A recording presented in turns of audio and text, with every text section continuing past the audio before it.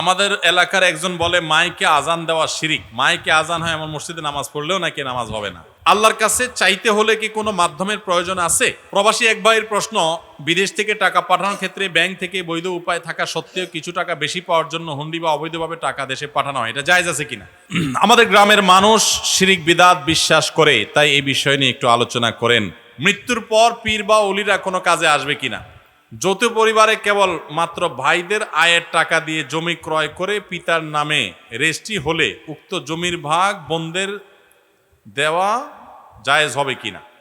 বিয়ের এক সপ্তাহ পার হতে না হতেই স্বামী স্ত্রীর সঙ্গে খারাপ আচরণ, খারাপ ভাষায় গালমন্দ করতে শুরু করে, তবু স্ত্রী ধৈর্য ধারণ করে সংসার করতে থাকে। স্বামীর ভাষ্যমতে তিনি তার স্ত্রীকে তালাক দিয়ে দিয়েছেন। এখন সেই স্বামী পুনরায় স্ত্রীর কাছে ফিরে আসতে চায়, করণীয় কি? বিশেষ দ্রষ্টব্য, স্বামী স্ত্রীর গায়ে হাত তুলত, স্বামী তার শ্বশুরের গায়েও হাত তুলত, সেই দম্পতির ঘরে একটি ছোট বাচ্চাও আছে। ইন্না লিল্লাহি ওয়া ইন্না ইলাইহি রাজিউন। দেখুন, স্বামী যদি স্ত্রীর প্রতি অন্যায় করে সেটা অবশ্যই অন্যায়, জুলুম। কোন স্বামী যদি স্ত্রীর শ্বশুর গায়ে হাত তোলে, নাউজুবিল্লাহ, জীবনে তো এরকম এর আগে শুনি নাই যে শ্বশুর গায়ে হাত তুলেছে। হতে পারে কোনো মানুষ, আল্লাহ তাআলা হেদায়েত দান করুন, এরকম যদি কেউ হয়ে থাকে সে তো অপরাধ এবং পাপিষ্ঠ ব্যাপারে কোনো সন্দেহ নেই। সে তো নামে মুসলমান, সে তো মুসলমান একেবারেই নাম কাওয়াস্তে, ইসলামের ধারে কাছেও সে নেই। এত বড় অনাচারকারী, এত বড় অভদ্র এবং বেয়াদব এবং এত বড় আপনার অন্যায়কারী, অনাচারকারী মানুষ কখনো আদর্শ মুসলমান হতে পারে না। ভাইরা আমার, স্ত্রীর গায়ে হাত তোলা এটা প্রিয় নবী সাল্লাল্লাহু আলাইহি সাল্লাম, প্রসিদ্ধ সিনিয়র যত সাহাবী ছিলেন, খোলাফায়ে রাশেদা ছিলেন, কারোর থেকে আমরা জানি না যে কেউ স্ত্রীর গায়ে হাত তুলেছেন। স্ত্রীকে শাসন করা ইসলামে জায়েজ আছে, তার নীতিমালা আছে, তার নির্দিষ্ট উসুল জাওয়াবেত আছে, শর্ত শরায়েত আছে। সেগুলোর ভিত্তিতে স্ত্রী আপনার বয়সে ছোট থাকেন সাধারণত, আল্লাহ তাকে আপনার অধীনে করে দিয়েছেন, তাকে প্রয়োজন আপনি শাসনও করতে পারবেন। কিন্তু এই শাসন করতে গিয়ে নবী সাল্লাল্লাহু আলাইহি সাল্লাম কখন তার স্ত্রীর গায়ে হাত তোলেননি। কোন সাহাবী, প্রসিদ্ধ কোন সাহাবী তুলেছেন এরকম কোনো বর্ণনা পাওয়া যায় না। তাহলে বিয়ের পরপরই এরকম স্ত্রীর প্রতি চড়াও হওয়া, গালমন্দ করা, আবার স্ত্রীর বাপের গায়ে হাত তোলা, নাউজুবিল্লাহ, এটা তো সন্দেহাতীত ভাবে কোনো ফাসেকের কাজ, কোনো মুসলমানের কাজ না। আমরা আজকাল অনেক বেশি অসহনশীল হয়ে গেছি ভাই। শুধু স্ত্রী কেন, স্বামীর বেলাও একই কথা প্রযোজ্য। অনেক মহিলা আছে আজকাল, আমাদের কথাগুলো অনেক সময় আল্লাহ মাফ করুক একচেটিয়া হয়ে যায়, অর্থাৎ স্ত্রীদের প্রতি জুলুম বেশি হয়, সেজন্য এই কথা, এদিকেই কথা বেশি হয়ে যায়। অনেক সময় উল্টাটাও হয়, অনেক মহিলা দোড়ানির উপরে সারাদিন পুরুষ লোকটা থাকে, থাকে না? থাকে না? বেচারা মুখ বুঝে সহ্য করে, কারো বলতেও পারে না শর্মে। মহিলা তো হুজুরের কাছে একটা প্রশ্ন ধরাই দিল, হুজুর দিল গোষ্ঠী উদ্ধার করে পুরুষের। পুরুষ লোকটারে সকাল বিকাল কই মাছ বাজার মতো করে উল্টায় আর বাঁচতে থাকে। আছে না নাই? কত জোরে ঠিক করছে, এই লোক মনে কষ্টে আছে কোনো। আল্লাহ তাআলা সবার কষ্ট দূর করে দেখ। ভাইরা আমার, অতিরিক্ত নারীবাদী চর্চা, নারীবাদের চর্চা, নারীবাদ এটা একটা বিশেষ পরিভাষা, আপনারা জানেন, এটা ডেফিনিশন, এটার পরিচয়, সংজ্ঞা। আমি এটার শব্দটা বলেছি, অতিরিক্ত নারীবাদ চর্চা আমাদের মা বোনদেরকে অনেক সময় বেয়াদব করে দেয়। অনেক সময় মা বোনদেরকে তাদের সীমানা ছাড়িয়ে নিয়ে যায়, তারা মাত্রা জ্ঞান হারিয়ে ফেলে, স্বামীর সাথে অসৎ ব্যবহার করে, দুরাচরণ করে। এই ভদ্র মহিলা যদি সংসারটা কোনো রকম ভেঙে যায়, তখন সে বুঝে কত ধানে কত চাল। তাকে উস্কানি দিয়ে তথাকথিত নারীবাদীরা তাকে অ্যাগ্রেসিভ করে দিয়েছে। একটা সময় যখন সে তার সোনালী সংসারটা ধ্বংস করে ফেলে, তখন সে টের পায় যে সে কি হারিয়ে ফেলেছে। দাম্পত্য জীবনে স্বামী হোক আর স্ত্রী, উভয়কে সহনশীল হতে হয়। সহনশীলতা ছাড়া দাম্পত্য জীবনে সুখ শান্তি কোনোদিনই সম্ভব না। এই জন্য ভাই, আল্লাহ তাআলা কোরআনে কারিমে পুরুষদেরকে বলেছেন, ওয়াশিরুহুন্না বিল মারুফ, তোমরা নারীদের সাথে সুন্দর আচরণ করো, সুন্দরভাবে তাদের সাথে দিনাতিপাত করো, জীবন কাটাও, অতিবাহিত করো। অসুন্দরভাবে কাটাবার সুযোগ নাই। অন্যায় করা, গালিগালাজ করা, মারধর করা, জুলুম করা, এগুলোর কোনো সুযোগ নাই, পুরুষদের জন্য হারাম। কোন পুরুষ যদি তাহাজ্জুদ গুজারা হয়, কপালে সিল মেরে ফেলে, আর এদিকে স্ত্রীর সাথে গালিগালাজ করে, সে কখনো আল্লাহর খাতায় ভালো মুসলমান হতে পারবে। নবী সাল্লাল্লাহু আলাইহি সাল্লাম বলেছেন, খায়রুকুম লি আহলি ওয়া আনা খায়রুকুম লি আহলি, তোমাদের মধ্যে সবচেয়ে ভালো মানুষ সে যে ব্যক্তি তার ওয়াইফের কাছে, তার স্ত্রীর কাছে, তার পরিবারের কাছে ভালো। যার বউ বলে যে না, আমার সাহেব লোকটা আসলেই ভালো মানুষ, সে লোকটা আসলেই ভালো। বুঝতে পেরেছেন? আবার অনেক মহিলা যদি এটা শুনে বলে যে ঠিক আছে, আমি ভালো বললে তুমি আল্লাহর কাছে ভালো হবা চান্দু, তাহলে শাড়ি একটা পিছে দুইটা না দিলে তো আমি ভালো বলবো না। এই বলা না, তার আচরণের উপরে সন্তুষ্ট থাকা না থাকা, মন থেকে সাক্ষ্য দেওয়া না নেওয়া, এটার উপর নির্ভর করে। একইভাবে পুরুষরা অনেকে নির্যাতিত। তো এই অন্যায়গুলো যারা করেন, দেখুন আমি একটা কথা সবসময় বলি, স্বামী স্ত্রী একে অন্যের জন্য এত বড় নেয়ামত, এখানে গালিগালাজ কোত্থেকে আসে, কিভাবে দুর্ব্যবহার আসে? নবী করিম সাল্লাল্লাহু আলাইহি ওয়াসাল্লাম বলেছেন, তোমার স্ত্রীর কোনো একটা জিনিস দেখে যদি তোমার মেজাজ গরম হয়, মন খারাপ হয়, তুমি চিন্তা করবে তার বহু ভালো গুণ আছে, ইউনিক সাইড আছে, যেটা অন্য কারোর নাই। পৃথিবীতে এমন একটা মানুষও নেই যাকে আল্লাহ তাআলা কোনো ভালো গুণ দিয়ে তৈরি করেন নাই। কোনো না কোনো ভালো গুণ অবশ্যই তার মধ্যে আছে। ওই ভালো গুণগুলো যদি তুমি চিন্তা করো, তাহলে তোমার মনটা ভালো হয়ে যাবে। সবসময় নেগেটিভ চিন্তা করবো না, পজিটিভ চিন্তা করব। আর কিচ্ছু না হোক, আপনার স্ত্রী আপনার চরিত্র হেফাজত করছেন, আপনাকে গুনাহ থেকে রক্ষা করতে সহযোগিতা করছেন, এই একটা কারণে আপনি তার প্রতি কৃতজ্ঞতা সারা জীবন আদায় করা উচিত। আম্মা জানা আয়েশা রাদিয়াল্লাহু তাআলা আনহা, বয়স একটু কম ছিল, আপনারা জানেন, হাদিস শরীফে উঠে এসছে, ওনার বয়স একটু কম ছিল, অতটা ভারত্ব বয়স হলে যেরকম হয় সেটা তো এই বয়সে থাকে না, স্বাভাবিক।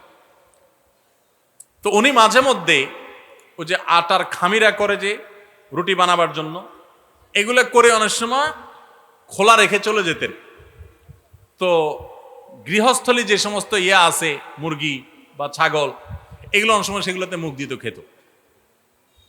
এটা তো সাংসারিক জীবনে, দাম্পত্য জীবনে বলা যায় যে এক ধরনের ত্রুটি নাকি? কিন্তু নবী আলাইহিস সালামের কারণে কখনো তার সাথে শক্ত ব্যবহার, দুর্ব্যবহার তো দূর কি বাপ, কখনো রূঢ় আচরণ করেছেন এরকম পাওয়া যায় না।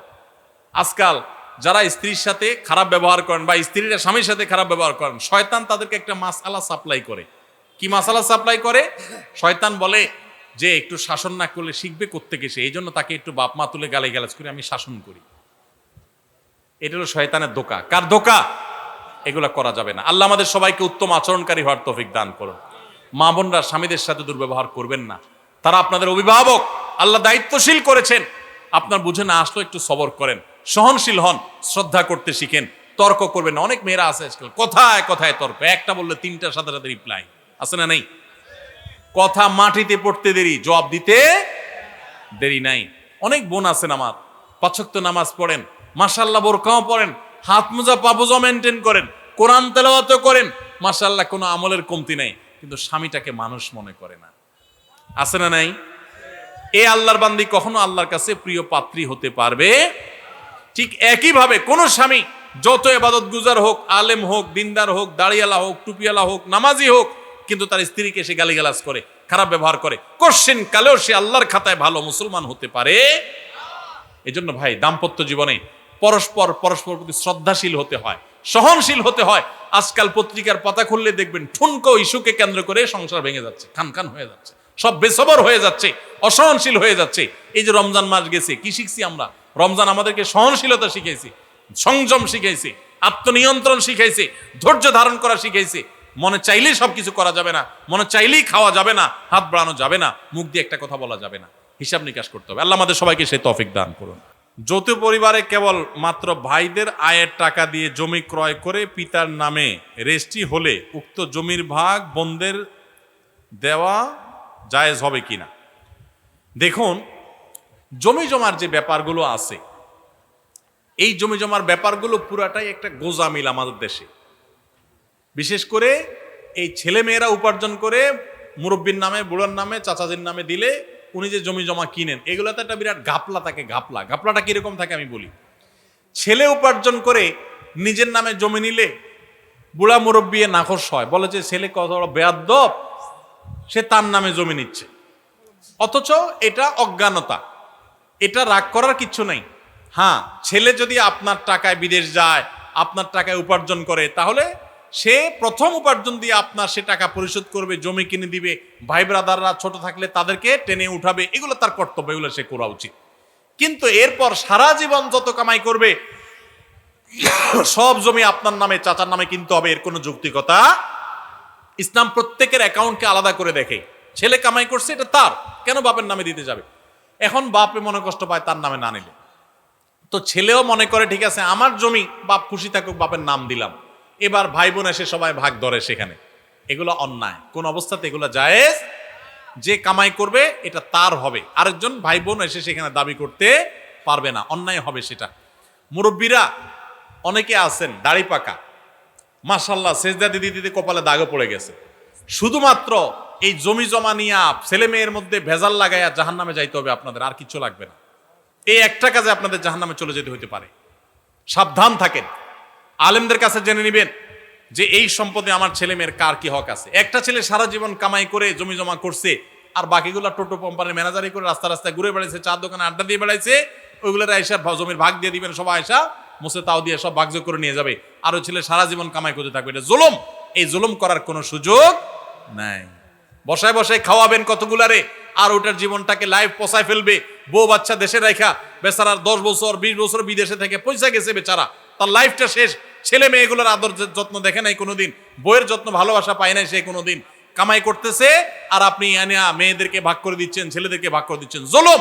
আপনার সম্পদ যেটা সেটা আপনি সুষ্ঠুভাবে আপনি উপহার দিতে চান, সব সন্তানকে সমানভাবে দিবেন, কিন্তু সন্তানের কামাই করা জিনিস সেটাকে আপনি কি করতে যাবেন না, কোনোভাবে আপনি সেটা দিতে গিয়ে পার্সিয়ালিটি করতে যাবেন না। এটা অন্যায়। যে কামাই করবে এটা তার। হ্যাঁ, যদি আপনার কোনো পাওনা থাকে তাহলে সেটা আপনার হবে। এখন বাপের নামে নিচে দেখেই বাপের নাম বাপের হয়ে যাবে না সেটা। অনেক সময় বাপের নামে মায়ের নামে রাখা হয়, কিন্তু সম্পদ তার। হ্যাঁ, ছেলে যদি খুশি হয়ে বলে আব্বা দেন আমার ভাই বোন সবাইকে দেন, তাহলে তো ভিন্ন কথা। অতএব এরকম যদি না হয় সেটা জুলুম হবে। জমি জমার ক্ষেত্রে অনেক বাবাজিরা আছেন মেয়ের দিকে টানেন, ছেলের দিকে টানেন না। অনেকে আছে ছেলের দিকে টানে, মেয়ের দিকে টানে না, আছে না নেই? অনেকে আছে ছোট ছেলের দিকে টানে, বড়গুলোর দিকে টানে না। অনেকে আছে বড়টার দিকে টানে, ছোটটার দিকে টানে না। এই যে জুলুম করতেছেন, আল্লাহ নবী সাল্লাল্লাহু আলাইহি সাল্লাম বলেছেন ইত্তাকুল্লাহ, তোমরা আল্লাহকে ভয় করো, ওয়া আদিলু বাইনা আওলাদিকুম, এবং তোমাদের সন্তানদের মধ্যে সমতা বজায় রাখো, সন্তানদের প্রতি কোনো প্রকার জুলুম করবা না। আল্লাহ আমাদের সবাইকে এই ধরনের অন্যায় অনাচার থেকে বেঁচে থাকার তৌফিক দান করুন, বলুন আমিন। মৃত্যুর পর পীর বা ওলিরা কোনো কাজে আসবে কিনা? ভাইরা আমার, মৃত্যুর পর কিয়ামতের ময়দানে আল্লাহ কোনো নেককার বান্দাকে যদি সুপারিশ করার অনুমতি দেন, তিনি কারোর জন্য সুপারিশ করতে পারেন। এটা অনুমতির উপর নির্ভর করে, সেটা আপনাকে অনুমতি দিলে আপনি পারেন, কোন নেককার তাদেরকে আল্লাহ সাধারণত অনুমতি দিবেন। এছাড়া কোনো পীরের মুরিদ হলে ওই পীর তার মুরিদদের সবাইকে জাহাজ ভর্তি করে নিয়ে মাফ করে দিবেন, এরকম কোনো কথা কোরআন হাদিসে কোথাও। ভাই, পীর সাহেব তো নিজেই দৌড়ের উপরে থাকবে। পীর সাহেব নিজে কিসের উপর থাকবে? কিসের পীর সাহেব? নবী রাসূলগণ যেখানে পেরেশান থাকবেন, মানুষটা নবীদের কাছে যা বলবে একটু আল্লাহর কাছে সুপারিশ করেন, নবীরা এক একজন বলবেন আমরা নিজেদেরকে নিয়ে পেরেশান, মুহাম্মদ সাল্লাল্লাহু আলাইহি ওয়াসাল্লামের কাছে যাও তোমরা। উনি যা শেষ পর্যন্ত সুপারিশ করবেন আল্লাহর কাছে। মুসা আলাইহিস সালামের কাছে মানুষ যাবে, উনি অপারগতা প্রকাশ করবেন, সেখানে বলে পীর সাহেবরা বলে তরাই দিবে। ভাইরা আমার, আল্লাহ তাআলা এই নির্বুদ্ধিতা থেকে আমাদের মুসলমানদেরকে বেঁচে থাকার তৌফিক দান করুন। আল্লাহর কাছে প্রত্যেকের আমল তার কাজে আসবে। কোরআনে কয়েক জায়গায়, এক জায়গা না, কয়েক জায়গায় আল্লাহ তাআলা বলেছেন ওয়া আল্লাহ তাযরু ওয়াজিরাতুন উযরা উখরা, একজনের পাপের বোঝা আরেকজন বহন করবে না। আবার একই সাথে কয়েক জায়গায় আল্লাহ বলেছেন ওয়া আল্লাইসা লিল ইনসানি ইল্লা মা সাআ, মানুষ নিজে যা করবে সেটার বিনিময়ে সে পাবে। পিশাব করে দিবে আর আমার হয়ে যাবে, এরকম কোন সিস্টেম ইসলামে। মানি ট্রান্সফার সিস্টেম মোবাইলে থাকতে পারে, পিশাব আমল করে আমার অ্যাকাউন্টে ট্রান্সফার করে দিবে এই সিস্টেম। আরে পিশাব তো পিশাব। আল্লাহ বলেছেন কিয়ামতের দিন ইয়াউমা ইয়াফিরুল মারউ মিন আখি ওয়া উম্মিহি ওয়া আবি ওয়া সাহাবাতিহি ওয়া বানি, সেদিন মানুষ মাকে দেখে পালাবে, বাপকে দেখে পালাবে, ভাই বোনকে দেখে পালাবে, স্বামী স্ত্রী একে অন্যকে দেখে পালাবে, সবাই নিজের ইয়ানফসি করবে, সেখানে বলে পিশাব রক্ষা করবে। কেউ কারোর সেদিন হবে, আল্লাহ কোরআনে পরিষ্কার বলেছেন যে সেদিন কেউ কারোর কোনো কাজে আসবে না, কোরআনে পরিষ্কার করে বলেছেন। অতএব কারোর হাতে কাউকে রক্ষা করার কোনো ক্ষমতা থাকবে। নিজের আমল, আল্লাহর কাছে রুনাজারি, তওবা, ইস্তিগফার। আমাদের গ্রামের মানুষ শিরিক বিদআত বিশ্বাস করে, তাই এই বিষয় নিয়ে একটু আলোচনা করেন। এই বিষয়ে আলোচনা তো আর এখন আর করার সুযোগ নাই, আমরা তো আলোচনা শেষ করেছি। তারপরও আমি সংক্ষেপে একটু বলতে চাই, আখিরাতে আমরা সবাই আল্লাহর কাছে নাজাত চাই কি চাই না ভাই? যদি আল্লাহর কাছে নাজাত এবং মুক্তি চাই, কিয়ামতের দিন যদি আল্লাহ বলেন বান্দা তুমি সারা জীবন যা করে আসছো না আসছো, তোমার ভালো মন্দ সব স্টাডি করার পর, অ্যানালাইসিস করার পর তোমাকে জান্নাতি ঘোষণা করা হলো, তোমাকে জাহান্নাম থেকে মুক্ত এটা ঘোষণা করা হলো, পরোয়ানা দেওয়া হলো। এই সুসংবাদ যেদিন মানুষ শুনবে, এটা হবে তার জীবনের সবচেয়ে বড় সুসংবাদ। ঠিক না ভাই? ঠিক। এই সুসংবাদটা কে পাবে? যেই লোকের ভিতরে শিরিক মুক্ত ঈমান থাকবে আর বেদাত মুক্ত আমল থাকবে। কি থাকবে ভাই? আল্লাহর কাছে নাজাত পেতে হলে দুইটা জিনিস লাগবে। কয়টা জিনিস? ঈমানটা হইতে হবে শিরিক মুক্ত, ঈমানটা হইতে হবে কি মুক্ত, আর আমলটা হইতে হবে বেদাত মুক্ত। আমলটা হইতে হবে কি মুক্ত? বেদাত মুক্ত। এটাকে উল্টাভাবে বললে ভাই বলতে পারি তাওহীদি ঈমান আর সুন্নতি আমল। তাওহীদি ঈমান আর সুন্নতি আমল, এগুলো ইনশাআল্লাহ আখিরাতে আমাদেরকে আল্লাহর কাছে নাজাত পাইয়ে দিবে। আল্লাহ আমাদের সবাইকে এগুলো রক্ষা করার তৌফিক দান করুন। তাওহীদি ঈমান কি জিনিস? যে ঈমানে কোনো শিরিক নেই, যে ঈমানে কোনো কি নাই, আল্লাহরে ইবাদত করি আবার কোনো কবরে গিয়ে সিজদা করি। তাওহীদ হলো না শিরিক হলো? শিরিক শব্দের অর্থই হলো কাউকে পার্টনার সাব্যস্ত করা, কোন শরিক বা পার্টনার বানানো। সেজদা দিয়েছেন আল্লাহকে, আবার যায় কবর আল্লাহকেও দিয়েছেন, তাহলে এই সেজদা আল্লাহরেও দিলেন তারেও দিলেন, তাহলে আল্লাহর পার্টনার বানাই ফেললেন, যে সেজদার মালিক উনিও। ঠিক না বে ঠিক? দোয়া করলেন যায়া আল্লাহর কাছে, আল্লাহ একটা ছেলে দেন, একটা মেয়ে দেন, ব্যবসার উন্নতি দেন, বরকত দেন, এটা দেন সেটা দেন, দোয়া করলেন। আবার যায়া মাজারে যায়া বললেন খাজা বাবা এটা দিয়েন, তাহলে শিরিক করলেন। কি করলেন? শিরিক করলেন। আল্লাহ কোরআনে বলেছেন লাকাদ ওয়ালকাদ উহিয়া ইলাইকা ওয়া ইলাল লাযিনা মিন ক্বাবলিকা লাইন আশরাকতা লা ইয়াহবাতান্না আমালুক ওয়া লা তাকুনান্না মিনাল খাসিরিন। হে রাসূল, আপনি এবং আপনার আগে যত নবী রাসূল এসেছে পৃথিবীতে, সবার প্রতি আল্লাহ তাআলার একটা কমন অর্ডার ছিল, কমন নির্দেশ ছিল। কি সেটা? যদি শিরকে লিপ্ত হন, আল্লাহ তার রাসূলরে বলতেছেন আপনি যদি শিরকে লিপ্ত হন, লা ইয়াহবাতান্না আমালুক, আপনার আমল বরবাদ হয়ে যাবে, ক্রস চিহ্ন দিয়ে দেওয়া হবে, ক্যান্সেল করে দেওয়া হবে, ডিলিট হয়ে যাবে, কোনো আমল কবুল হবে না। ওয়ালা তাকুন্না মিনাল খাসিরিন, আপনি ক্ষতিগ্রস্ত হয়ে যাবেন। ভাইরা আমার, একবার শিরকে লিপ্ত হলে জীবনের সমস্ত আমল বরবাদ হয়ে যায়।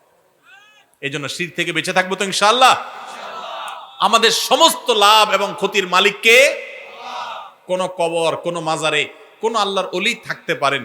আমরা সে আল্লাহর ওলি, আল্লাহর নেককার বান্দা, তিনি ভালো কাজ যেগুলো জীবদ্দশা করেছেন সেগুলো আমরা করব, কিন্তু আমরা তার কাছে সাহায্য চাইবো না। কারণ আল্লাহ নবী সাল্লাল্লাহু আলাইহি সাল্লাম তার প্রিয় একজন সাহাবীকে বলেছেন ইযা সাআলতা ফাসআলিল্লাহ ওয়া ইযা ইসতাআনতা ফাসতাইন বিল্লাহ। তুমি যখন কিছু চাইবা তখন আল্লাহর কাছে চাইবা, যখন সাহায্য প্রার্থনা করবা কার কাছে প্রার্থনা করবা? আল্লাহর কাছে। নামাজারওয়ালার কাছে না পীর সাহেবের কাছে?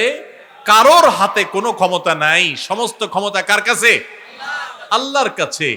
নবী সাল্লাল্লাহু আলাইহি সাল্লাম নিজেও কার কাছে সাহায্য চাইছেন? ওই কবরওয়ালা যিনি, তিনিও, মাজারওয়ালা যিনি, তিনিও কার কাছে সাহায্য চাইতেন? আল্লাহর কাছে। অতএব তার কাছে আপনি সাহায্য চাইলে এটা আল্লাহর জমিনের সবচেয়ে বড় অপরাধ। ইন্না শিরকা লাযুলমুন আযীম, শিরক আল্লাহর কাছে সবচেয়ে বড় পাপ। আপনি অন্য কোনো পাপ করলে এত বড় পাপিষ্ট হবেন না। আল্লাহ বলেছেন ইন্নাল্লাহা লা ইয়াগফিরু আন ইউশরাকা বিহি ওয়া ইয়াগফিরু মা দুনা যালিকা লিমান ইয়াশা। আল্লাহর সঙ্গে শিরক করলে আল্লাহ মাফ করবেন না, অন্য কোনো পাপ করলে আল্লাহ মাফ করতে পারেন। এজন্য শিরক থেকে বেঁচে থাকবো তো ইনশাআল্লাহ।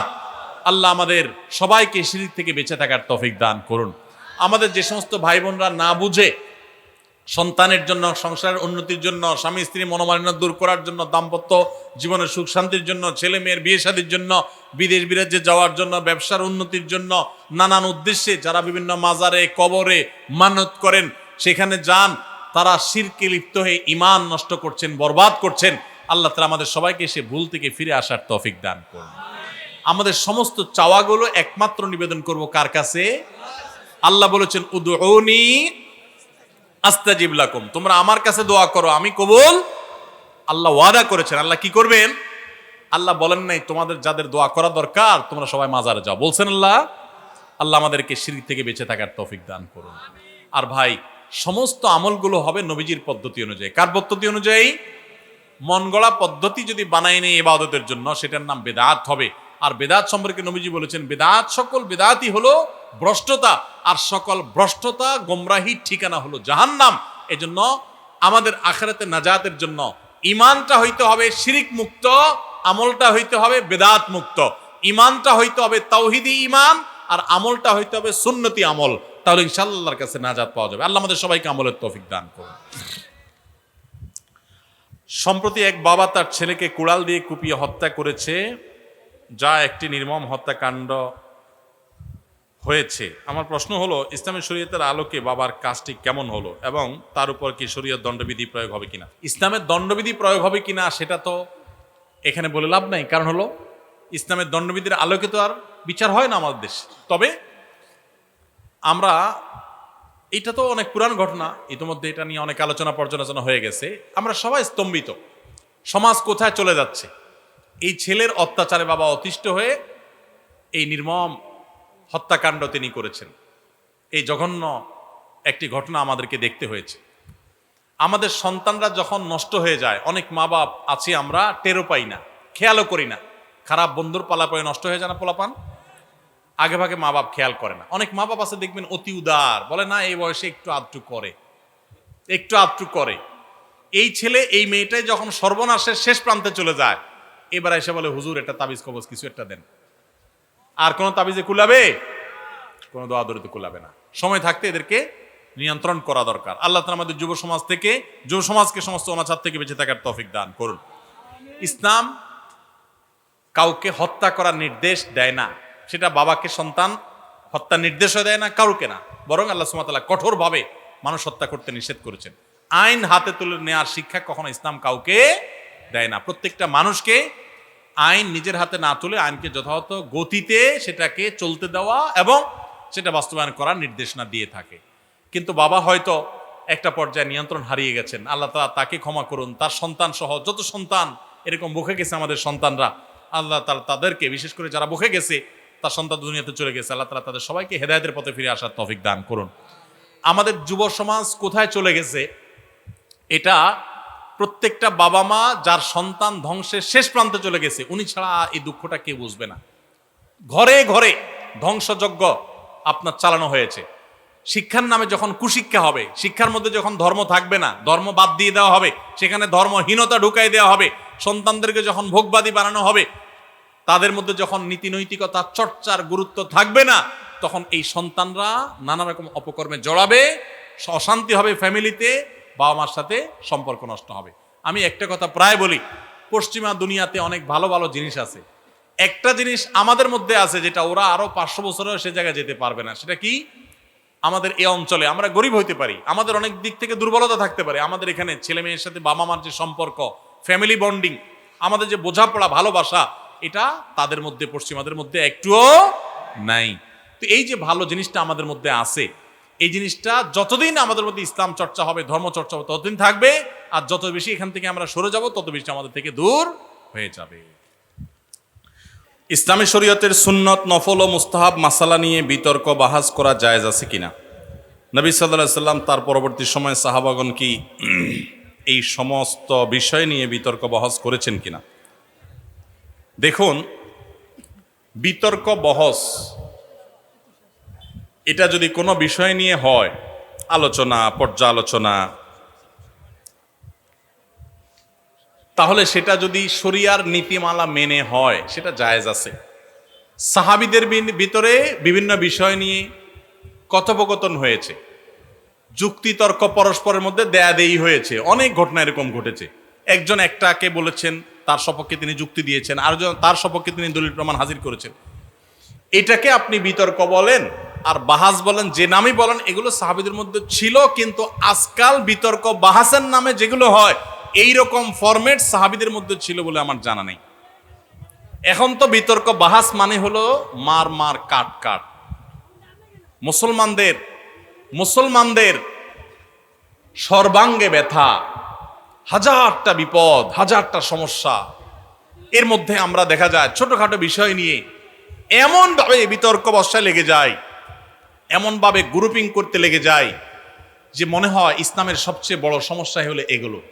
এমনি তো যে কোনো মাসআলা নিয়ে আলোচনা হতে পারে, পর্যালোচনা হতে পারে, দলিল দেওয়া, পাল্টা দলিল দেওয়া হতে পারে, সেটা একটা শালীনতার মধ্যে, সেটা একটা ভদ্রতার মধ্যে, সেটা সময়, সেটা বিভিন্ন উসুল, নিয়ম নীতি এগুলো মেনে হতে পারে। কিন্তু আজকাল এগুলো বেশিরভাগ ক্ষেত্রে হয়ে গেছে ইগোর কারণে। এগুলো আমাদের অনেকটা জেদ খেদের বিষয় হয়ে গেছে। এখানে হক অন্বেষণ করার চাইতে জেদ খেদটা বেশি গুরুত্বপূর্ণ হয়ে গেছে। এই জন্য আজকাল যত বিতর্ক বাহাস হয়, ইন্টারেস্টিং বিষয় হলো এগুলোতে কেউ হারে না, কেউ হারেনি। কোনো বাহাসে কেউ হারছে শুনছেন আজ পর্যন্ত? সব পক্ষই জিতে, সবাই মনে মনে খুশি। হ্যাঁ, আমরা জিতে গেছি, আমাদেরটা হক প্রমাণ হয়ে গেছে। আরেকজন বলে আমারটা হক প্রমাণ হয়ে গেছে। কি লাভ রে ভাই? ভাইরা আমার, বহস শব্দের অর্থ হলো অনুসন্ধান করা। সত্য অনুসন্ধান করার চেষ্টা যদি থাকে, তো এই গতানুগতিক এখনকার যে আজকাল মার কাট টাইপের বাহাস, বিশেষ করে বাহাসে লাঠিসোঁটা নিয়ে যায় অনেকে, আছে না নাই? আহারে মুসলমান, এই টাইপের বাহাস সাহাবীরা তো পরের কথা, ইসলামের সোনালী যুগের কখনো কোনো কালে কেউ ছিল বলে বলতে পারবে না। আল্লাহ তাআলা আমাদের সবাইকে ইখলাসের সাথে কোরআন হাদিস চর্চা করার তৌফিক দান করুন। কেন করছি আমি, উদ্দেশ্য কি, আমার মধ্যে ইগোটাই কাজ করছে কিনা, জেদটাই কাজ করছে কিনা, ক্ষেতটাই কাজ করছে কিনা, এটা আমার অ্যাটিটিউড থেকে অনেক সময় প্রকাশ পাবে। ভাইরা আমার, বিশেষ করে সোশ্যাল মিডিয়ার উন্মুক্ত প্ল্যাটফর্মে যেখানে ইসলামের শত্রুরাও আছে, সেখানে তাদের কাছে হাসির পাত্র হওয়ার মতো অনেক কাজ আমরা করছি। এই হুজুরদের বাহাস বিতর্ক নিয়ে প্রশ্ন করছেন, সেটা তো অনেক পরের ব্যাপার। আপনারা অনেকে, অর্থাৎ অনেক সাধারণ ভাই বোন যারা আছেন, গতানুগতিক আলেম না, মাদ্রাসা পড়েন নাই, আপনারা অনেকে দেখা যায় মাশাআল্লাহ সকাল বিকাল ফেসবুকে আপনারা জিহাদ করেন, আছে না নেই? এই মাসালা নিয়ে জিহাদ, ওই মাসালা নিয়ে জিহাদ, এই হুজুরের পক্ষের লোক ওনার পক্ষে জিহাদ করে, আরেক হুজুরের পক্ষের লোক তার পক্ষে জিহাদ করে, ওই হুজুরের পক্ষের লোক আরেক হুজুরের গোষ্ঠী উদ্ধার করে, সওয়াবের কাজ মনে করি, আছে না নাই? আল্লাহ তাআলা আমাদেরকে হেদায়েত দান করুন, বলুন আমিন। ভাইরা আমার, ডক্টর খন্দকার আব্দুল্লাহ জাহাঙ্গীর রহমতুল্লাহ একটা কথা বলতেন। স্যার বলতেন, দেখেন আমরা হুজুররা গন্ডগোল করবো, এটা আমাদের ব্যাপার। আপনারা সাধারণ মানুষ কি দুঃখে এখানে ঢুকে নিজের ঈমান আমল নষ্ট করতে আসেন? কেন কেন আপনি কোন হুজুরের পক্ষ নিয়ে এসে আরেক হুজুরের গালি দিয়ে নিজের ঈমান আমল নষ্ট করতে আসেন? কে শিখেছে আপনাকে ইসলাম? যেই হুজুরের ভক্তি আপনাকে আরেক হুজুরকে গালি দিতে শিখিয়েছে ফেসবুকে, সেই হুজুর আপনার প্রকৃত ইসলামের শিক্ষক হতে পারে না। যদি আপনি কারোর অনুসারী হওয়ার পর অন্যদের ব্যাপারে আপনার ভিতরে হিংসাত্মক মনোভাব আসে, শত্রুতাপূর্ণ মনোভাব আসে, বা তাদের গোষ্ঠী উদ্ধার করাটাকেই একমাত্র ইসলামের কাজ মনে করেন, সারাদিন রাত এগুলোই শুধু করতে থাকেন, তাহলে বুঝতে হবে আপনার ইসলামের শিক্ষক পরিবর্তন করতে হবে। ভাইরা আমার, শত শত আগুন ইসলামের উপরে লেগে গেছে আজ, আর আমরা ব্যক্তিগত বিষয়গুলো নিয়ে আমরা একের বিরুদ্ধে অন্য কাদা ছোড়াছড়ি করছি। লজ্জা হয়। মাহফিলের মঞ্চকে আমরা পরস্পর বিশুদ্ধারের জায়গা হিসেবে বানিয়ে নিয়েছি। আল্লাহ তাআলা আমাদেরকে হেদায়েত দান করুন। আপনারা সাধারণ মানুষ অন্তত আল্লাহর হস্তে এই সমস্ত কাদা ছোড়াছুড়ি, পাল্টাপাল্টি কাজকর্মে নিজেদেরকে নিয়োজিত করবেন না। আপনার কাছে যেটা সঠিক মনে হয় আপনি সেটা আমল করেন, আল্লাহর কাছে দোয়া করেন, আল্লাহুম্মা আরিনাল হাক্কা হাক্কাও ওয়ারযুকনা ইত্তিবাআহ ওয়া আরিনাল বাতিলা বাতিলাও ওয়ারযুকনা ইজতিনাবাহ। আল্লাহ, আমার কাছে যেটা সত্য, আপনার কাছে যেটা সত্য, সেটা যেন আমার কাছে সত্য হিসাবে উদ্ভাসিত হয়ে যায়, উন্মোচিত হয়ে যায়, আমি যেন সত্যটা বুঝতে পারি। আল্লাহ আমাকে হেদায়েত দান করেন, ইহদিনাস সিরাতাল মুস্তাকিম। আল্লাহর কাছে বিশেষ দোয়া করেন, চোখের পানি ফেলেন। আপনি যদি সত্যটা উপলব্ধি করতে পারেন, আপনি অহংকারী হবেন না, আপনি বিনয়ী হবেন। আজকাল দেখা যায় বেশিরভাগ বাহাস বিতর্ক আমাদেরকে অহংকারী করে দেয়, আমাদেরকে বিনয়ী করে না। এমন বাহাস বিতর্ক আপনারা কখনো শুনছেন কিনা জানি না, আমি কখনো শুনি নাই যে বাহাস বিতর্কের পর, অর্থাৎ আমাদের সমাজে বাহাস বিতর্ক হয় সচরাচর, এগুলোর কথা বলছি, যে বাহাস বিতর্কের পর কেউ না এক পক্ষ বলেছে যে যাক আলহামদুলিল্লাহ, আমি আমার ভুলটা বুঝতে পেরেছি, আমি আসলে ভুলের মধ্যে ছিলাম, সরি, আমি আমার প্রতিপক্ষ ভাইয়ের কথাটা মানছি, কারণ আমার কাছে সত্য মনে হয়েছে। এরকম শুনছেন কখনো? এই জন্য বলছে যে বিতর্ক বাহাসে কেউ কোনোদিন হারে না, এবং সেখানে সত্য খুব কমই জিতে, তার্কিক জিতে। যার তর্কের গলার জোর, চাপার জোর যত বেশি, বেশিরভাগ সেই জিতে। ঠিক না বে ঠিক? এগুলো নাজায়েজ আমি বলছি না, শরিয়ার গণ্ডিতে উসুল মেনে যদি হয় অবশ্যই হতে পারে, কিন্তু সেগুলোতে সৌন্দর্য থাকা উচিত। খুব দুঃখজনক বিষয়, ইসলামের গুরুত্বপূর্ণ একটা বিষয় হলো আখলাক। সে আখলাক আজ আমাদের নিজস্ব মুসলমান ভাইদের সাথে আমরা দেখাতে পারছি না। ভিন্ন মতের মুসলমান, সেও তো আমার ভাই, দিন শেষে কেন তাকে আমি শত্রু মনে করব? আল্লাহ আমাদের সবাইকে উদারপন্থী মুসলমান হওয়ার তৌফিক দান করুন, ধৈর্যশীল সহনশীল মুসলমান হওয়ার তৌফিক দান করুন, আখলাকওয়ালা মুসলমান হওয়ার তৌফিক দান করুন। এই কঠিন অবস্থায় আমাদের ব্যক্তিগত অথবা রাষ্ট্রীয়ভাবে কি করণীয় আছে? এই অবস্থায় তাদের জানমাল নিরাপত্তা দেওয়ার জন্য আমাদের উপর কি জিহাদ ফরজ হবে? দয়া করে জানাবেন। দেখুন, ফিলিস্তিনের মানুষদের উপরে যে নির্মমতা চালানো হচ্ছে, মানব ইতিহাসের সবচেয়ে বর্বরতম হত্যাযজ্ঞ চালানো হচ্ছে, গণহত্যা চালানো হচ্ছে, আপনারা জানেন। এবং সবচেয়ে লজ্জাস্কর বিষয় হলো এই বিষয়গুলো দেখে পৃথিবীর যাদেরকে আমরা মোড়ল মনে করি, যারা সকাল বিকাল আমাদেরকে দেখবেন মানবতা, মানবাধিকার, মানুষের অধিকারের সবক দেয়, সারাদিন সবক দেয় না, এদেরকে দেখবেন মুখে সুন্দর করে কুলু পেটে বসে আছে, মনে হয় যে এরা কিচ্ছু চোখেও দেখছে না, এদের কোনো আওয়াজ নাই। আফগানিস্তানে মেয়েরা পড়ালেখা করতে পারছে নাকি বোরকা পরে মাদ্রাসা গেছে, বোরকা খুলতে পারছে কি পারে না, স্কুল কলেজে গেছে, সেখানে তাদেরকে বোরকা খুলতে দেওয়া হলো কি হলো না, এটা নিয়ে দেখবেন আমাদের দেশে বুদ্ধিজীবীদের চিৎকার চেঁচামেচি শেষ নেই, হ্যাঁ নারীকে বোরকা পড়তে বাধ্য করছে নাকি। অথচ হাজার হাজার নারীকে ফিলিস্তিনে হত্যা করা হচ্ছে, এ বিষয়ে এদের মুখে কুলুপ, কোনো আওয়াজ নাই। এরা হলো সাক্ষাৎ শয়তান, এরা হলো সাক্ষাৎ আস্ত ভণ্ড, প্রতারক। এরা মানুষের সাথে প্রতারণা করে। এই মানুষগুলো তাদেরকে চেনবার সুযোগ তৈরি হয়েছে আমাদের। ফিলিস্তিনি মানুষদের পাশে আমাদের দাঁড়াবার বহু রাস্তা আছে ভাই। সবচেয়ে সহজ রাস্তা হলো এই অভিশপ্ত ইহুদিদের পণ্য প্রতিটা ঘরে ঘরে, এখানে যত মানুষ আছেন, একজন মানুষ বলতে পারবেন যে আমার ঘরে ইহুদি মালিকানাধীন কোনো পণ্য আমার বাসায় নাই, এমন মানুষ বলতে পারেন কেউ?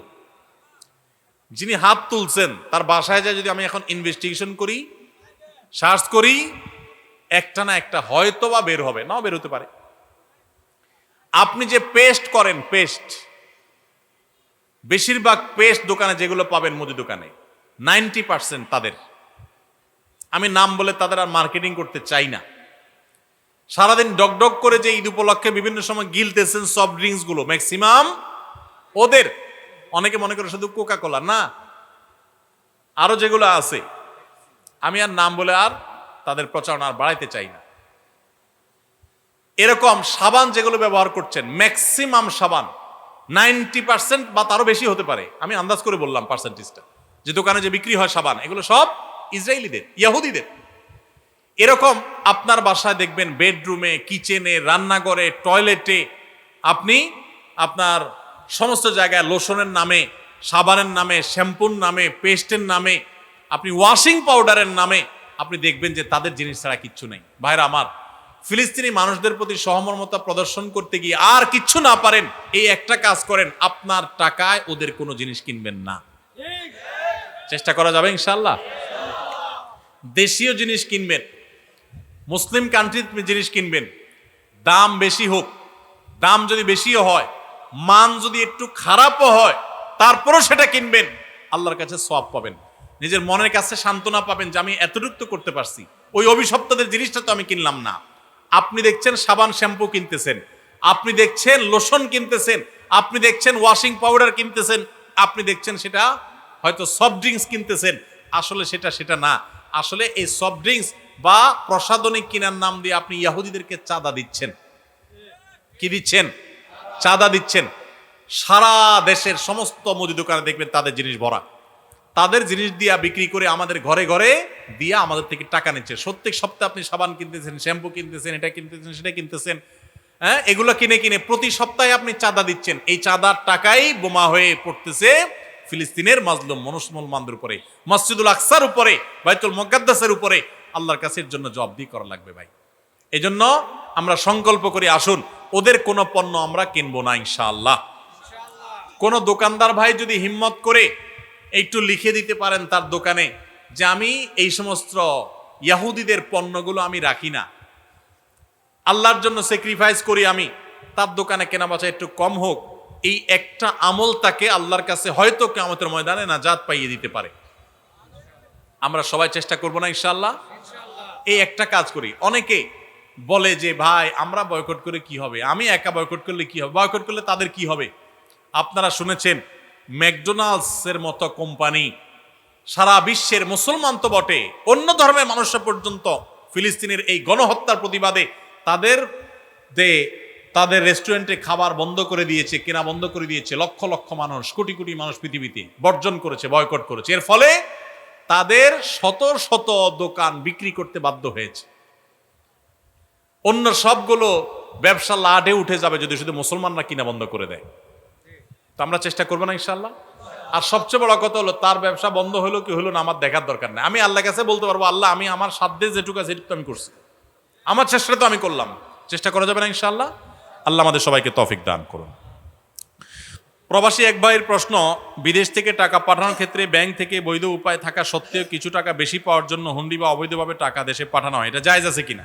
যে সমস্ত ভাইদের কোনো উপায় নাই, নিরুপায়, অবৈধ হয়ে গেছেন, তা কোনো কারণে কফিল জুলুম করেছে, নিরুপায় হয়ে গেছেন, বৈধ চ্যানেলে পাঠানোর কোনো সুযোগ নেই, তাদের কথা ভিন্ন।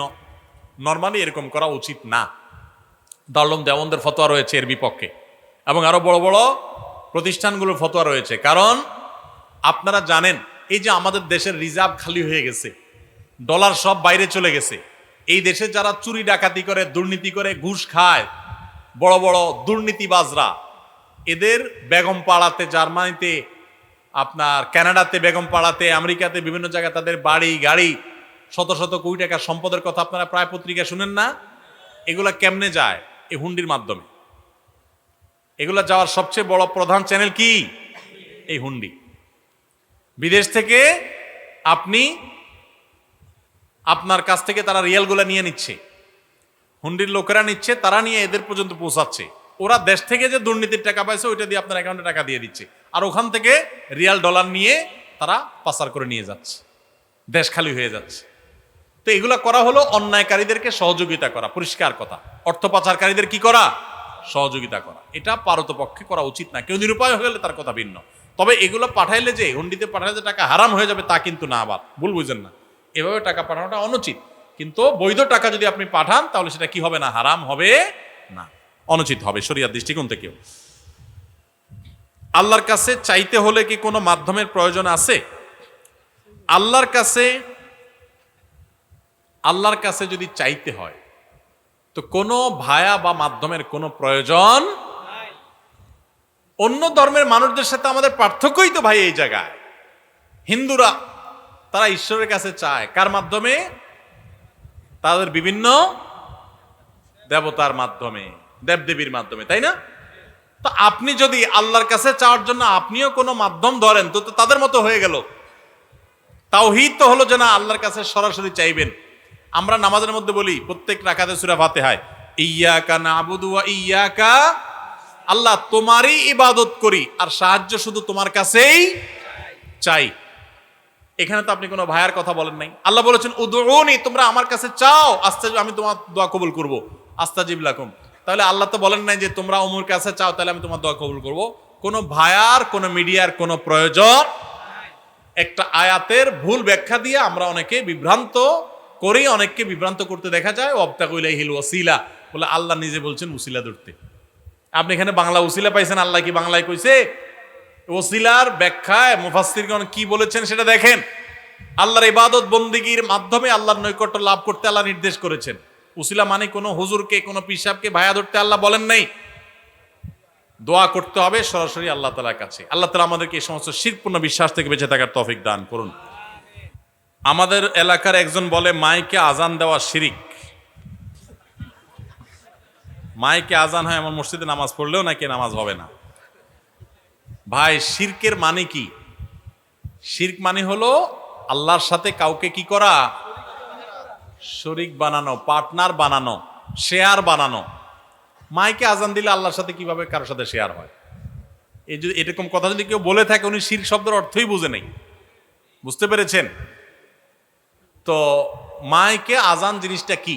এই যে আমি কথাটা বলতেছি, কথাটা শুধু মাইকের মাধ্যমে আপনাদের পর্যন্ত চলে যাচ্ছে, এই তো, আলাদা কিচ্ছু না। তো মাইকে কথা বলা, মাইকে আজান দেওয়া, এগুলো জায়েজ হওয়ার ব্যাপারে পূর্বে পশ্চিমে উত্তরে দক্ষিণে সারা পৃথিবীতে উল্লেখযোগ্য কোনো আলেমের কোনো দ্বিমত নাই, কোনো দ্বিমত নাই। অতএব এটা নিয়ে নতুন করে সংশয় তৈরি করা এটা মূর্খতা ছাড়া আর কিছুই নয়। যদি কোনো ভাই এটা বলে থাকেন, আল্লাহ তাদেরকে হেদায়েত দান করুন, আমরা দোয়া করি। আজকে সারা দেশে পহেলা বৈশাখ পালিত হয়েছে। এই পহেলা বৈশাখকে কেন্দ্র করে মঙ্গল শোভাযাত্রা, হোলি খেলা, পান্তা ইলিশ নিয়ে মুসলমানদের নামধারী অনেকে মেতে উঠেছে, যা অত্যন্ত দুঃখজনক। এই পরিস্থিতি ধর্মপ্রাণ মুসলমানদের কি করণীয় হতে পারে আপনার সুযোগের মতামত আশা করি। ভাই, এই বিষয়গুলো বারবার বলা হয়েছে, তারপরে যদি প্রশ্ন করেছেন খুব সংক্ষেপে একটু বলার চেষ্টা করি। দেখুন, আমরা বাংলাদেশের মানুষ, বিশেষ করে মুসলমানরা অত্যন্ত শান্তিপ্রিয়। এখানে হিন্দু মুসলমান সব ধর্মের মানুষ মিলে মিশে শান্তিপূর্ণভাবে বসবাস করে।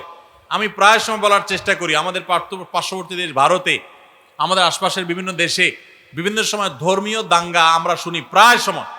বাংলাদেশে ইতিহাসে উল্লেখযোগ্য সেরকম অধিকাংশ দেশের মতো একটা দাঙ্গাও কখনো হয় নাই। এখানে মুসলমান এবং হিন্দু অন্য ধর্মের মানুষ সবাই মিলেমিশে থাকে।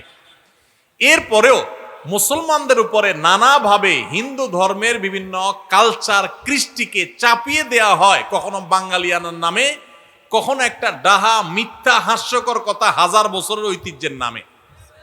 এই যে পহেলা বৈশাখ মাত্র ৩৫ বছর আগে এটা চালু হয়েছে ঢাকা ইউনিভার্সিটিতে। কয় বছর আগে?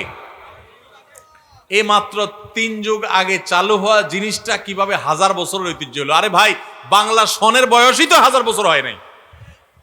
বাংলা সনের বয়সও কত বছর হয় নাই? এই মিথ্যুকরা মিথ্যাবাদীরা বলে এটা নাকি হাজার বছরের ঐতিহ্য। জন্মই হাজার বছর, সনের বয়সই হাজার না, সেটা আবার নাকি হাজার বছরের ঐতিহ্য হয়ে গেছে।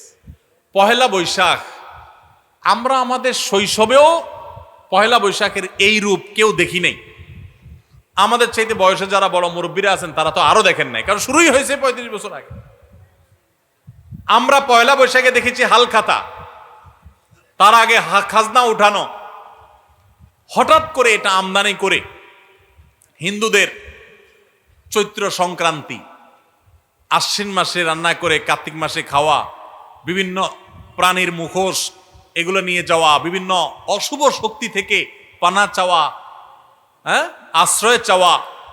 এরপরে পয়লা বৈশাখ উপলক্ষে কি একটা গান গায়, অগ্নি স্নানে হোক সূচি ধরা, সূচি হোক, কি একটা আছে না গান,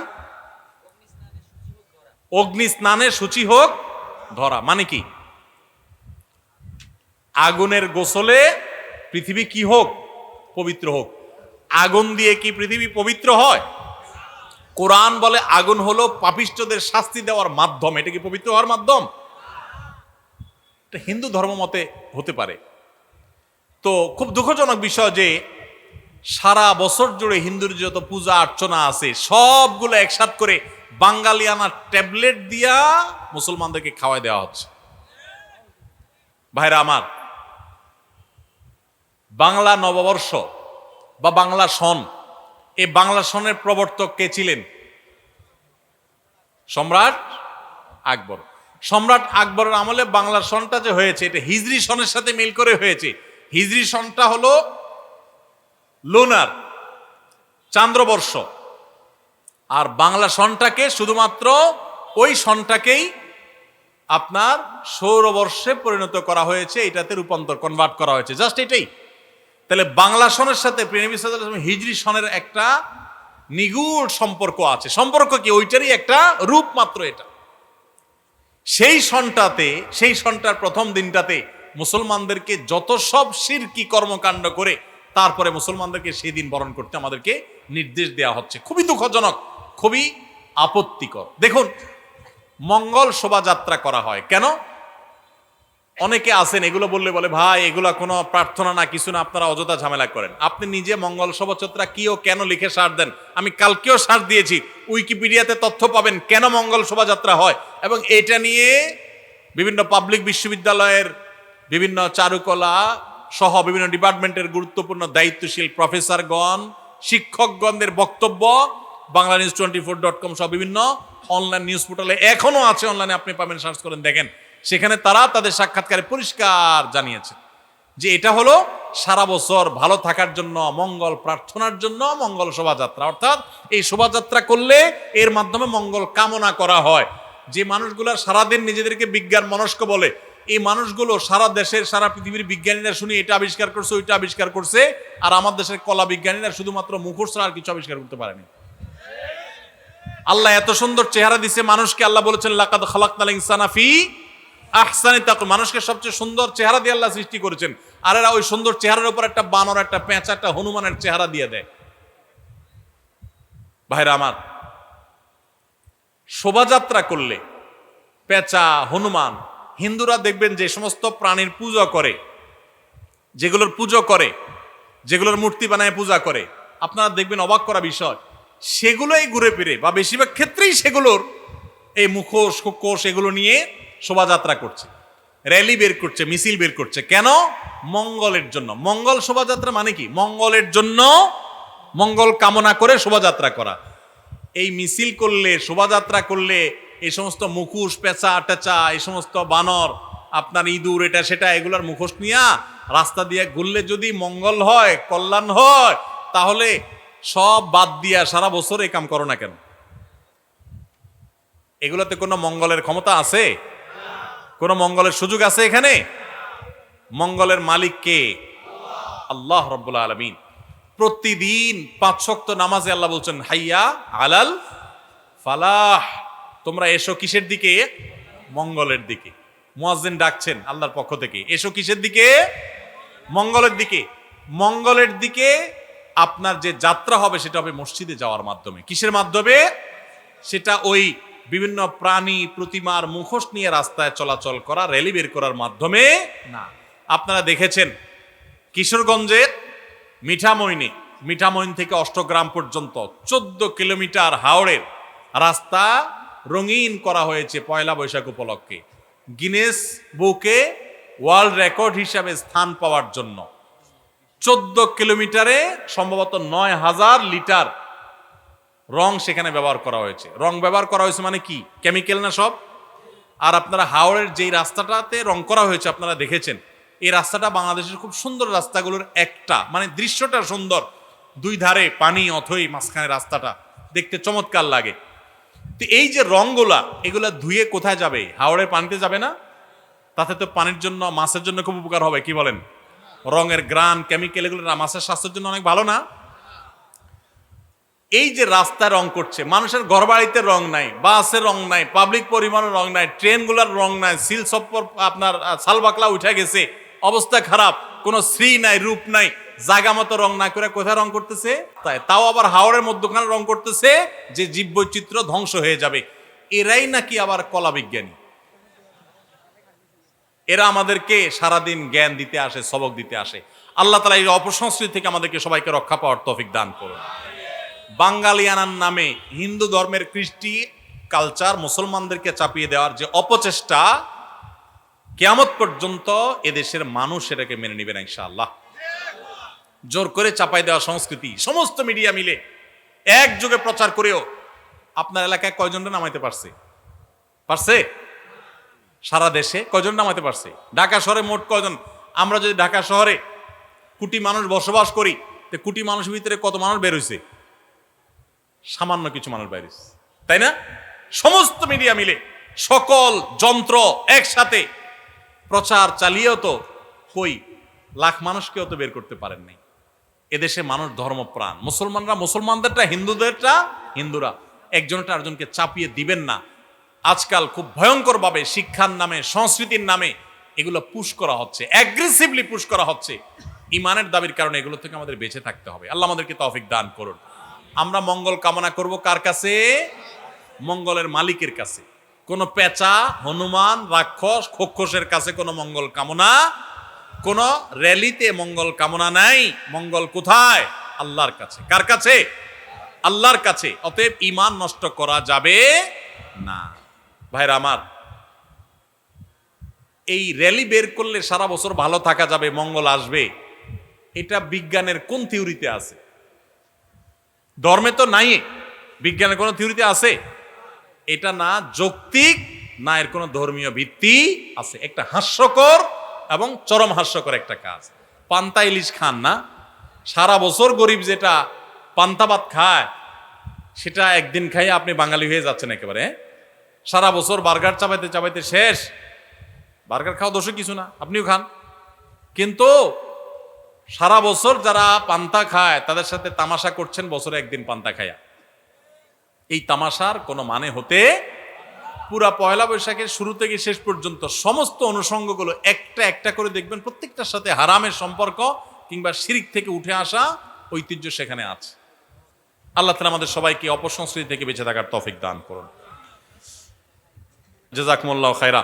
ভাইরা, যারা প্রশ্নের উত্তর দিচ্ছেন তারা চলে আসেন স্টেজে। কই কে কোন তিনজন আছেন প্রশ্নের উত্তর দিচ্ছেন? যারা মাশাআল্লাহ চাঁদপুর সরকারি কলেজে আছেন, কিসে পড়েন? পলিটিক্যাল সায়েন্সে কি অনার্সে? অনার্স ফার্স্ট ইয়ার পলিটিক্যাল সায়েন্সে পড়েন ভাই, এবং চাঁদপুর সরকারি কলেজে পড়েন, আবার মামার ব্যবসা দেখেন, আবার টিউশনি করেন।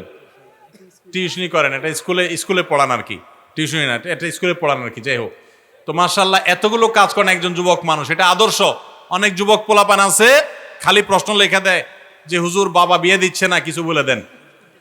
কাম করার নামগন্ধ না, শুধু বিয়ে করার ধান্দা ঘুরে বেড়ায়। এই যে ছেলে পড়ালেখাও করতেছে ভাই যুবক, আবার সে কাজও করতেছে, এরকম কর্মমুখী হইতে হবে, চৌকস হইতে হবে। অনেক ছেলে ফেলে আছে ধার্মিক হয়ে গেলে ঢিলা হয়ে যায়, আর কাজ কাম করতে চায় না। আর ধার্মিক হয়ে গেলে আরো ডাবল অ্যাক্টিভ হয়ে যাবেন, যাতে করে অন্য ছেলেরাও আগায় সেদিকে। অভিভাবকরা জানে যে আমাদের ছেলে মেয়েরা আরো বেশি সিরিয়াস হবে তারা ধার্মিক হলে। মাশাআল্লাহ। হ্যাঁ মাশাআল্লাহ, আমাদের কোরআনের তারাবির সালাতে কোরআনের বার্তা বই এই ভাই পরীক্ষা অংশগ্রহণ করেছেন। মাশাআল্লাহ, জাযাকাল্লাহ খাইর। এবং সেই সাথে আপনাদের অনেককে আমরা জানিয়ে রাখতে চাই, আসুন্নাহ ফাউন্ডেশন থেকে 15 লক্ষ টাকার একটা বিশাল বড় 15 লক্ষ টাকার পুরস্কার সম্বলিত প্রতিযোগিতার ঘোষণা আমরা দিয়েছি। আপনারা শুনেছেন? আপনাদের সবাই কিন্তু অংশগ্রহণ করতে পারেন চাইলে। 15 লক্ষ টাকার পুরস্কার, এর মধ্যে প্রথম 3টা পুরস্কার থাকবে হলো 3 জনকে উমরা করানো হবে একদম ফ্রি, কোনো পয়সা কই লাগবে না। তো এই যে বিশাল বড় বড় পুরস্কার থাকছে, সব মিলিয়ে 15 লাখ টাকার পুরস্কার থাকছে, কি করতে হবে? কিচ্ছু না, খুব সিম্পল একটা কাজ। আপনি কোরআনে কারিমটা অর্থ সহকারে বুঝে পড়বেন, বাস। একদিকে আপনার লাভ, কোরআন বোঝা হয়ে গেল, আর একদিক থেকে পুরস্কার জিতার সুযোগ। আর ভালো কাজে প্রতিযোগিতা করলেন, এটাও একটা ইবাদত। আল্লাহ কোরআনে বলছেন ফাস্তাবিকুল খায়রাত, ভালো কাজে প্রতিযোগিতা করো। এই জন্য ভাই যুবক ভাইরা সবাইকে বলছি, আপনারা সবাই এটাতে অংশগ্রহণ করবেন। কোনো রেজিস্ট্রেশন করতে হবে না, কিচ্ছু লাগবে না। এখন থেকে বাংলা কোরআন যদি থাকে, একটা অনুবাদ কোরআন আপনার এলাকার ইমাম সাহেব বা খতিব সাহেব কারোর সহযোগিতা নিয়ে নিজে পড়া শুরু করেন। কোথাও সংশয় হলে হুজুরদের জিজ্ঞাসা করে নেন, ব্যাস। আপনি প্রথম 6 পারা পড়বেন। এখন কোন মাস চলতেছে? এপ্রিল। মে মাসের শেষ শুক্রবার ফজরের পরে আমাদের ফেসবুক পেজে আমরা গুগল লিংক দিয়ে দিব, ওখানে ক্লিক করে আপনি পরীক্ষা দিবেন।